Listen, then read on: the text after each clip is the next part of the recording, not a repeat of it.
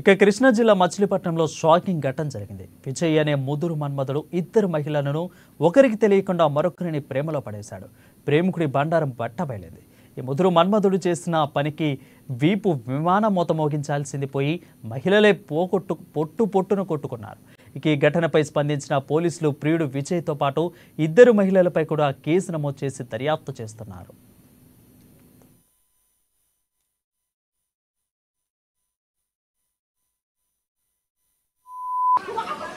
ఆరిపోయిందండి.